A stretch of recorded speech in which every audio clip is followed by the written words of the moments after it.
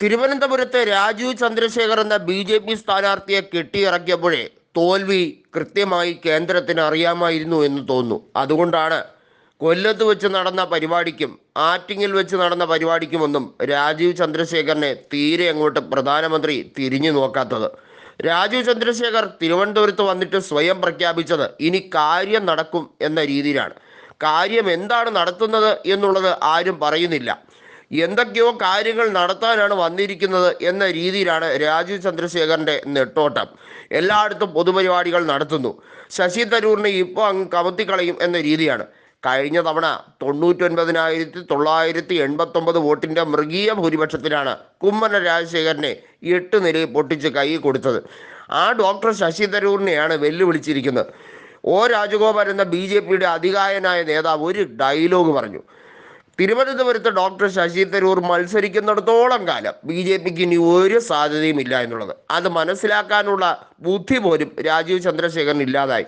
ബാംഗ്ലൂരിൽ ഏതെങ്കിലും ഒരു സീറ്റ്, ബാംഗ്ലൂർ അർബനോ ബാംഗ്ലൂർ സെൻട്രലോ അങ്ങനെ ഏതെങ്കിലും ഒരു സീറ്റ് കൊടുക്കാമെന്ന് പറഞ്ഞിരുന്നതാണത്രേ.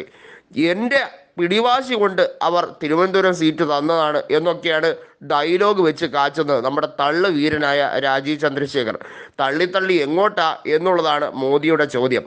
കൃത്യമായി പറഞ്ഞാൽ കേന്ദ്രമന്ത്രിയാകും എന്ന് ഇദ്ദേഹം സ്വയം അങ്ങ് പ്രഖ്യാപിക്കുകയാണ്.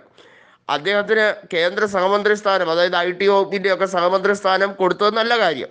പക്ഷേ അടുത്ത മന്ത്രിസഭയിലും അദ്ദേഹം കേന്ദ്രമന്ത്രിയാണെന്ന് സ്വയം പ്രഖ്യാപിക്കാൻ ഇദ്ദേഹത്തിന് ആരാണ് ഗ്യാരണ്ടി കൊടുത്തത്? ഈ ചോദ്യമാണ് നരേന്ദ്രമോദിയെ കൃത്യമായി അലട്ടിയിരിക്കുന്നത്. കഴിഞ്ഞ തവണ BJP തോറ്റത് 1 ലക്ഷം വോട്ടിനാണെങ്കിൽ ഇത്തവണ എത്ര വോട്ടിനാണ് തോൽക്കാൻ പോകുന്നത് എന്നത് മാത്രം അറിഞ്ഞാൽ മതിയെന്നാണ് BJPക്കാർ വരെ പറഞ്ഞു തുടങ്ങിയിരിക്കുന്നത്.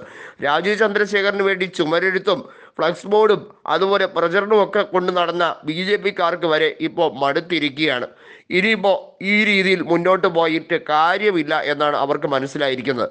ഇവിടെ മത്സരിക്കുന്ന ഇടതുപക്ഷ സ്ഥാനാർത്ഥിക്ക് വലിയ ഗുമ്മൊന്നുമില്ല എന്നുള്ളതും ഇടതുപക്ഷത്തിന് പോലും വോട്ട് ചെയ്യാൻ ശശി തരൂരേ ഉള്ളൂ എന്നുള്ളതും യാഥാർത്ഥ്യമായി മനസ്സിലാക്കി കഴിഞ്ഞിരിക്കുന്നു എന്നാണ് ജനങ്ങൾ പറഞ്ഞു തുടങ്ങിയിരിക്കുന്നത്.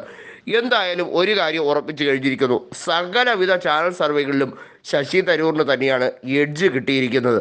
അത് നിസ്സാര കാര്യമല്ല.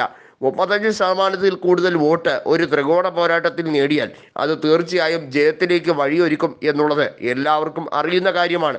ഇവിടെ ആകട്ടെ 40% കൂടുതൽ വോട്ട് നേടിയായിരിക്കും ശശി തരൂർ ജയിക്കുക. അതായത് ഒരു ബൈപോളാർ ഫൈറ്റ് നടന്നാൽ പോലും ശശി തരൂറിന് വിജയം സുനിശ്ചിതമാണ് എന്ന രീതിയിലേക്ക് കാര്യങ്ങൾ പോവുകയാണ്.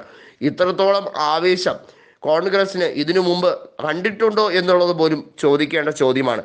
2009 മാത്രമാണ് ശശി തരൂർ ആദ്യമായി മത്സരിക്കുമ്പോൾ ഇത്രയേറെ കനത്ത ആവേശം ഉണ്ടായിട്ടുള്ളത്. ഈ ആവേശം വീണ്ടും നിലനിൽക്കുക തന്നെയാണ്.